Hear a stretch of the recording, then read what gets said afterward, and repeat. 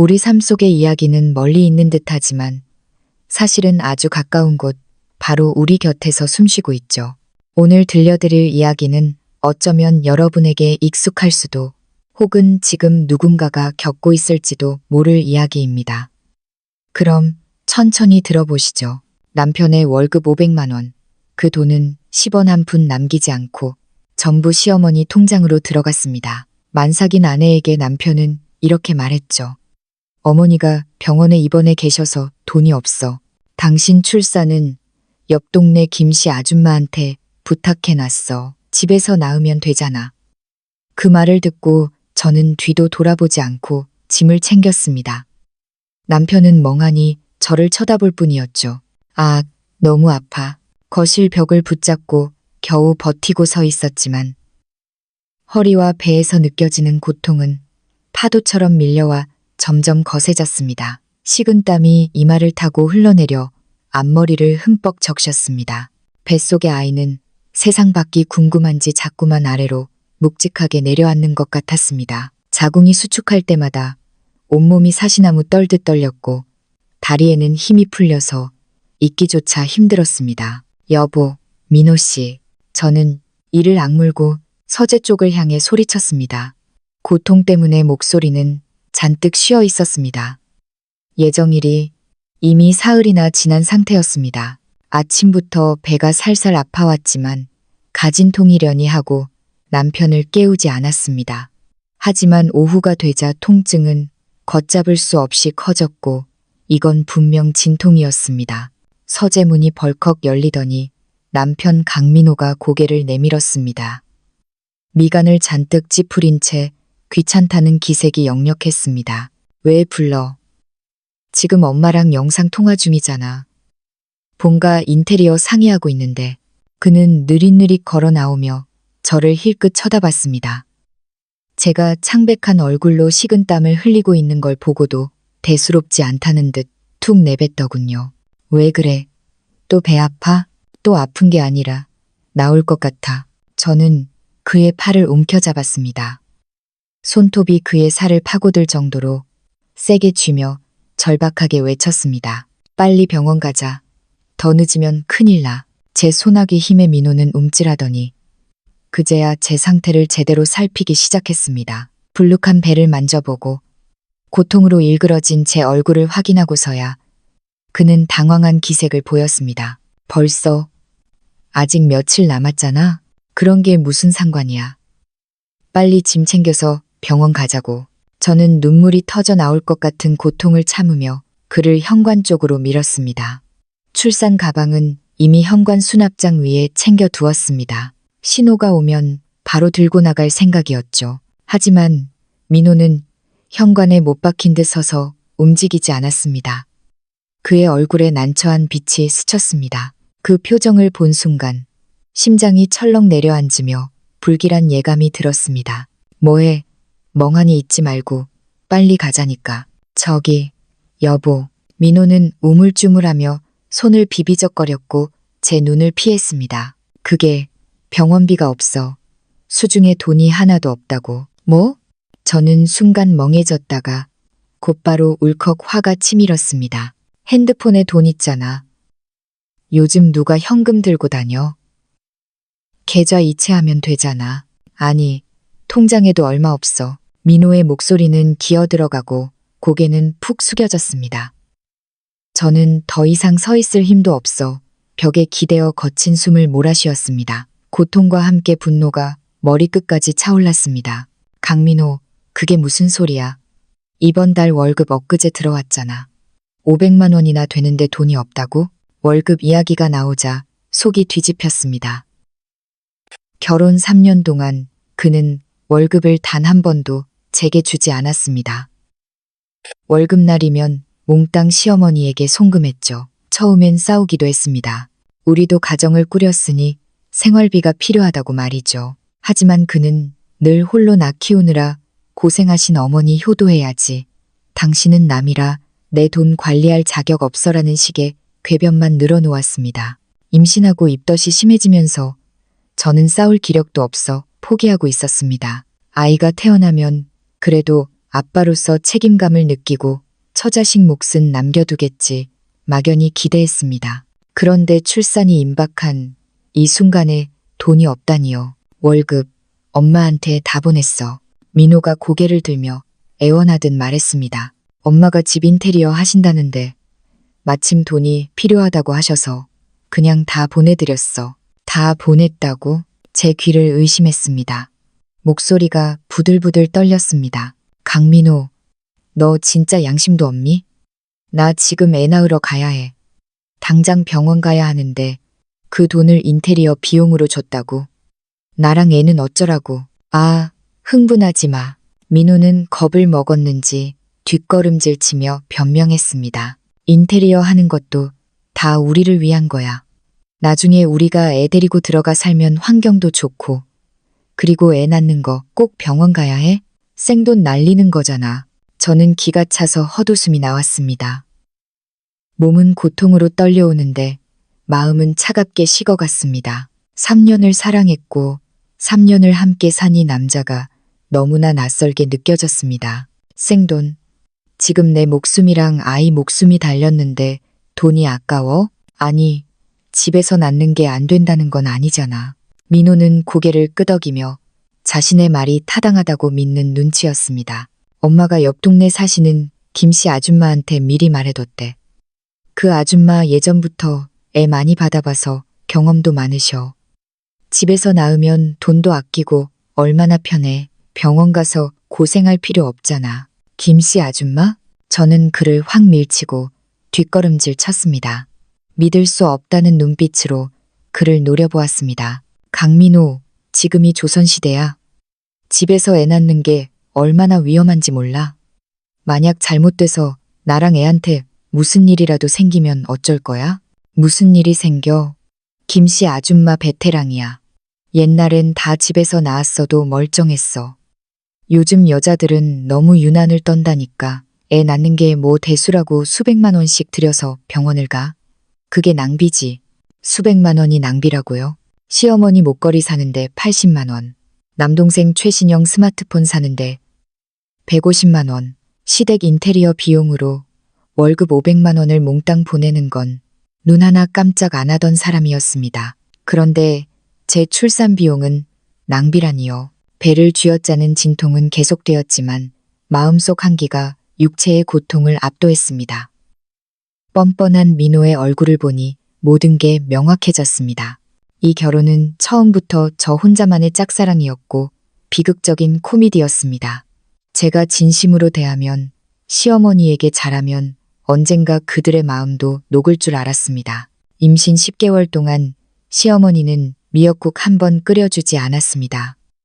밥도 빨래도 산부인과 검진도 모두 혼자였습니다. 그래도 남편은 알겠지, 고마워하겠지 싶었는데 착각이었습니다. 그에게 중요한 건 오직 시어머니와 시동생뿐이었고 저와 아이는 있어도 그만 없어도 그만인 남이었습니다. 모든 돈을 본가에 퍼다 주면서 제 출산 병원비조차 아까워 저를 사지로 내몰려는 사람. 그래, 참 좋네. 아주 훌륭해. 저는 그를 보며 천천히 웃었습니다.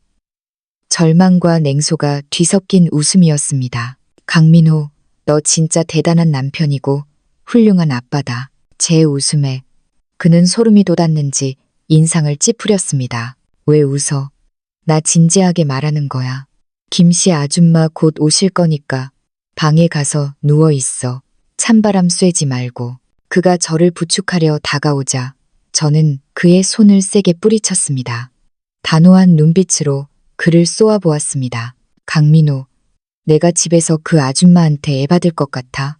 꿈깨. 이 여자가 진짜 왜 이렇게 말이 안 통해. 민호도 화가 났는지 목소리를 높였습니다. 돈 다 엄마한테 보냈다니까. 지금 당장 병원 갈 돈이 어디 있어. 그럼 엄마한테 다시 돌려달라고 해? 엄마가 얼마나 서운해하시겠어. 내 엄마 서운한 건 걱정되고 나랑 애 목숨은 안중에도 없지? 저는 제 배를 가리키며 분노로 떨리는 목소리로 소리쳤습니다. 강민호, 똑똑히 들어. 나 오늘 무조건 병원 가. 병원비? 네가 신경 쓸 필요 없어. 저는 그에게서 시선을 거두고 현관으로 향했습니다. 미리 싸둔 출산 가방을 집어들고 이를 악물며 한 걸음 한 걸음 문을 향해 걸었습니다. 한 발짝 뗄 때마다 배가 끊어질 듯 아팠지만 온몸에 알 수 없는 힘이 솟구쳤습니다. 이 순간부터 이 남자에게 기댈 생각은 버려야 한다는 걸 깨달았기 때문입니다. 저와 아이는 제가 지켜야 했습니다. 민호는 제가 가방을 들고 나가려는 걸 보고 당황해서 따라왔습니다. 야, 어디가? 진짜 혼자 병원 가려고. 그 몸으로 어떻게 가? 저는 뒤도 돌아보지 않고 현관문을 열었습니다. 차가운 공기가 확 끼쳐오며 정신이 번쩍 들었습니다. 상관하지 마. 그 말을 남기고 저는 결연히 집을 나섰습니다. 저를 철저히 외면했던 그 차가운 집 문을 닫아버렸습니다. 아파트 복도에 서서 깊은 숨을 들이마셨습니다. 극심한 고통을 참으며 떨리는 손으로 전화기를 꺼내 단축 번호를 눌렀습니다. 신호가 몇 번 가더니 밝은 목소리가 들려왔습니다. 여보세요? 지은아, 무슨 일이야? 친구 수진의 목소리를 듣자마자 참았던 눈물이 왈칵 쏟아졌습니다. 수진아, 나 애 나올 것 같아. 와서 좀 도와줘. 병원 가야 해. 뭐? 진통 시작됐어. 근데 왜 혼자야? 지금 어디야? 수진의 목소리가 단번에 높아졌습니다. 지은아, 정신 차려. 지금 바로 갈게. 차 타고 5분, 아니 10분이면 도착해. 꼼짝 말고 거기 있어. 알았지? 응. 저는 코를 훌쩍이며 대답했습니다. 수진의 확신에 찬 목소리를 들으니 마음이 조금 놓였습니다. 긴장이 풀리자 다리에 힘이 빠져 복도 벽을 타고 주저앉았습니다. 출산 가방을 품에 꼭 안았습니다. 복도의 센서 등이 꺼져 칠흑 같은 어둠이 내려앉았습니다. 창문으로 들어오는 희미한 달빛만이 저를 비추고 있었습니다. 진통 간격은 점점 짧아졌습니다. 입술을 깨물며 신음소리를 삼켰습니다. 이웃에게 들릴까봐, 그리고 문 안쪽에 그 사람이 쫓아올까봐 두려웠습니다. 그때 뒤에서 달그락 소리가 나더니 문이 열렸습니다. 심장이 덜컥 내려앉았습니다. 민호가 고개를 내밀더니 주저앉아 있는 저를 발견했습니다. 너 왜 거기 앉아 있어? 그는 짜증과 묘한 불안감이 섞인 목소리로 다가왔습니다. 빨리 들어와. 김씨 아줌마 거의 다 오셨대. 여기서 찬바람 맞다가 애한테 안 좋으면 어쩔 거야? 저는 고개를 돌려 그를 외면했습니다. 병원 간다고 했잖아. 안 들어가. 너 진짜 왜 이렇게 고집이 세냐? 민호는 쪼그리고 앉아 제 팔을 잡아 끌었습니다. 다 생각해서 하는 말이잖아. 일단 들어가자. 여기서 이러지 말고. 애 낳는 게 뭐 그렇게 대단하다고 유난이야? 우리 엄마는 밭일하다가도 나 낳고 멀쩡했어. 손대지 마. 저는 그의 손을 거칠게 뿌리쳤습니다. 강민호, 제발 네 엄마 얘기 좀 그만해. 네 엄마가 널 어떻게 낳았든 그건 그분 사정이고 내 아이는 병원에서 낳을 거야. 내가 조금이라도 양심이 있다면 날 막지 마. 널 위해서 막는 거야. 민호도 지지 않고 소리쳤습니다. 집에서 낳는 게 얼마나 편한데. 김씨 아줌마도 있고 내가 옆에 있어줄 거잖아. 병원 가면 접수하고 검사하고 돈만 들고 고생만 한다니까. 편하다고? 저는 고통 속에서도 헛웃음을 흘리며 그를 노려보았습니다. 작년에 옆 동네 산모집에서 애 낳다가 과다출혈로 구급차 실려간 거 몰라. 집에서 낳다가 아이 뇌성마비 된 경우가 얼마나 많은지 알아? 넌 그저 돈 아낄 생각, 내 엄마 생각뿐이지. 나랑 아이 목숨은 안중에도 없잖아. 아파트 단지 아주머니들에게 들었던 무서운 이야기들이 떠올랐습니다. 그때부터 저는 무슨 일이 있어도 꼭 큰 병원에 가리라 다짐했었습니다. 그런데 내 남편이라는 작자가 내 목숨을 담보로 도박을 하려 하다니. 민호는 말문이 막혔는지 입을 벙긋거리다 겨우 한마디 뱉었습니다. 그건 사고잖아. 김씨 아줌마는 베테랑이라니까. 아무 일 없을 거야. 내 아이 목숨 걸고 도박 안 해. 이미 누구 불렀어? 그 친구들 불렀냐? 민호의 눈빛이 경계심으로 번뜩였습니다. 지은이 너 친정 식구들이나 친구들 불러서 날 압박할 생각하지 마. 이 집 가장은 나야. 내 말 들어. 빨리 들어와. 그는 제 출산 가방을 뺏으려 하며 저를 억지로 일으켜 세우려 했습니다. 이거나 건드리지 마. 제가 가방을 끌어안고 버티며 실랑이를 벌이던 그때 복도 끝 엘리베이터가 열리고 익숙한 발소리가 급하게 들려왔습니다. 수진이었습니다. 강민호, 너 지금 뭐 하는 짓이야? 수진은 단숨에 달려와 민호를 거칠게 밀쳐냈습니다. 너 제정신이야? 지은이 지금 애 나오기 직전인데 병원은 안 데려가고 여기서 뭐 하냐고. 키가 크고 운동을 즐겨하는 수진의 힘에 민호는 비틀거하며 뒤로 물러났습니다. 너 뭐야? 남의 집일에 신경 꺼. 민호가 중심을 잡으며 쏘아붙였습니다. 지은이 내 친구고 내가 사람 새끼가 아니니까 끼어드는 거야. 수진은 제 앞을 막아서며 민호를 노려보았습니다. 그 눈빛이 마치 새끼를 보호하는 어미사자 같았습니다. 강민호 경고하는데 오늘 지은 이 내가 데려간다. 한 번만 더 앞길 막으면 바로 경찰에 가정폭력으로 신고할 거야. 임산부 폭행으로 콩밥 먹고 싶으면 어디 한번 해봐. 수진의 서슬퍼런 기세에 민호는 기가 죽어 움츠러들었습니다. 수진이 한다면 하는 성격이라는 걸 그도 알고 있었기 때문입니다. 경찰서까지 가면 자기 체면만 구길 개뻔했죠. 지은아, 괜찮아? 일어날 수 있겠어? 수진은 금세 목소리를 부드럽게 바꾸고 저를 조심스럽게 부축했습니다. 응, 갈 수 있어. 저는 수진의 어깨에 의지해 겨우 몸을 일으켰습니다. 수진은 제 허리를 감싸고 천천히 엘리베이터 쪽으로 이끌었습니다. 멍하니 서서분을 사귀고 있는 민호 옆을 지나칠 때 저는 잠시 멈춰섰습니다. 더 이상 억울함도 분노도 없었습니다. 남은 건 차가운 결심뿐이었습니다. 강민호, 마지막으로 말할게. 오늘부터 나랑 아이는 너랑 상관없어. 저는 그를 남겨두고 수진과 함께 내려왔습니다. 아파트 현관 앞에 세워둔 수진의 차에 올랐습니다. 차가 출발하며 백미러로 멀어지는 아파트를 보았습니다. 한때는 저곳이 나의 보금자리, 행복의 터전이라 믿었습니다.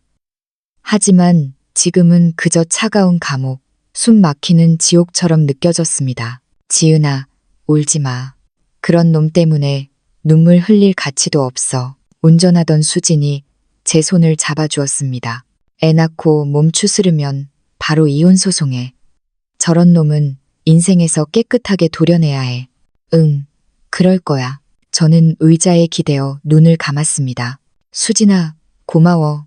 너 아니었으면 오늘 정말 큰일 날 뻔했어. 친구끼리 무슨 소리야. 내가 처음부터 강민호 그 마마보이 싹수가 노랗다고 했잖아. 이제라도 알았으니 다행이지. 수진의 말에 쓴웃음이 나왔습니다. 연애 시절 수진은 민호가 모든 결정을 엄마에게 미루는 걸 보고 경고했었습니다. 그때는 효심 깊은 남자라고 착각했었죠. 사랑에 눈이 멀었던 대가를 이렇게 혹독하게 치르고 있었습니다. 병원은 내가 알아서 예약했어. 시내에 있는 여성 전문 병원인데 내 사촌 언니가 거기 수간호사야. 원장님도 실력 좋으신 분이고 걱정하지 마. 개인 병원 비쌀 텐데 내가 지금 돈이 민망함에 말끝을 흐렸습니다. 수지는 룸미러로 저를 흘겨보았습니다. 돈 걱정 좀 그만해. 내가 낼 테니까 나중에 부자 되면 갚아. 지금은 너랑 아기 건강만 생각해. 수진의 든든한 말에 또다시 눈물이 흘렀습니다. 가장 힘들 때 손 내밀어 준 친구와 돈 몇 푼 아끼겠다고 아내를 사지로 몬 남편. 그 차이가 뼈저리게 다가왔습니다. 뚝 울면 아기한테 안 좋아. 이제 곧 엄마 될 사람이 강해져야지. 저 인간들한테 본때를 보여줘야 할 거 아니야. 수진의 말에 눈물을 닦고 심호흡을 했습니다. 맞습니다. 지금은 울 때가 아니었습니다. 아이를 위해서라도 저는 강해져야 했습니다. 병원에 도착하니 수진의 사촌 언니가 기다리고 있었습니다. 일사천리로 검사가 진행되었고 의사 선생님은 산모와 아이 모두 건강하니 걱정 말라고 하셨습니다. 1인실 병실은 아늑하고 깨끗했습니다. 침대에 누워 안정을 취하고 있는데 휴대폰이 울렸습니다. 민호였습니다. 저는 차갑게 거절 버튼을 누르고 무음으로 바꿨습니다. 잠시 후 카카오톡 메시지가 쏟아졌습니다. 어디야? 김씨 아줌마 오셨는데 너 없어서 엄마 난리 났어. 당장 안 들어와. 이혼하고 싶어. 돈 한 푼 안 줄 거니까 알아서 해. 메시지를 읽을수록 헛웃음만 나왔습니다. 그는 아직도 상황 파악을 못하고 협박만 일삼고 있었습니다. 저는 그를 차단하고 휴대폰을 던져두었습니다. 잠시 후 병실 문이 열리고 친정 부모님과 오빠가 들어왔습니다. 수진이 연락한 모양이었습니다. 엄마는 저를 보자마자 눈물을 흘리며 달려왔고 아빠와 오빠는 분노로 얼굴이 붉어져 있었습니다. 이 미련한 거사, 왜 진작 말 안 했어? 그 자식이 널 이렇게 대접했어. 내가 당장 가서 그놈 뼈를 부러뜨려 놓을 거야. 오빠가 주먹을 쥐고 당장이라도 뛰쳐나갈 기세였습니다. 가족들의 따뜻한 위로와 분노를 보며 저는 그동안 혼자 끙끙 앓았던 서름이 녹아내리는 것 같았습니다. 걱정 마라.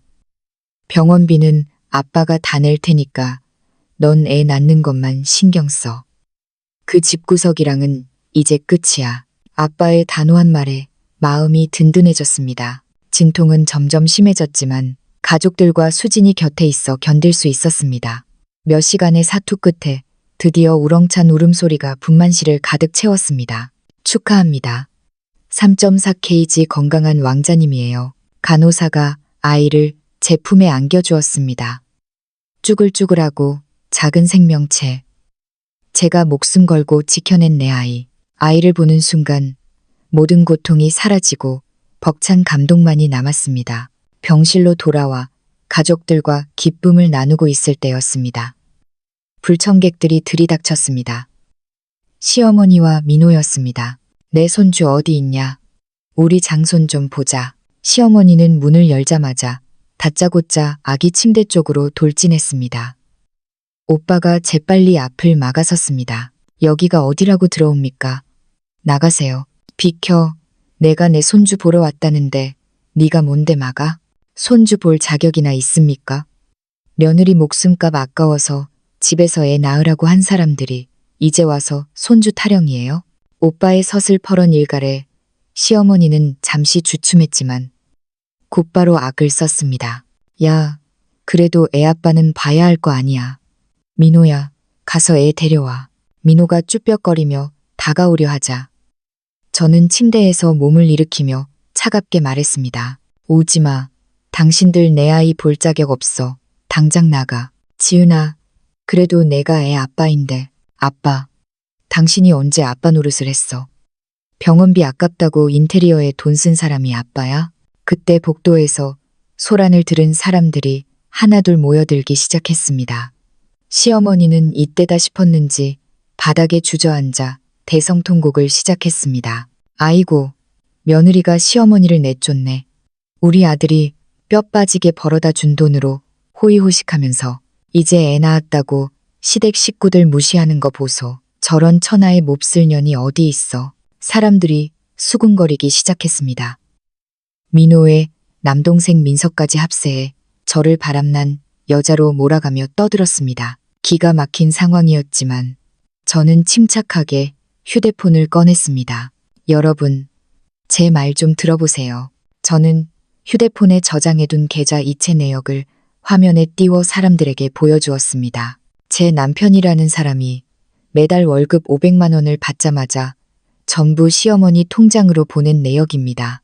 결혼 3년 동안 생활비 한 푼 안 줬습니다. 제가 임신해서 입덧으로 고생할 때도 제 돈으로 버텼어요.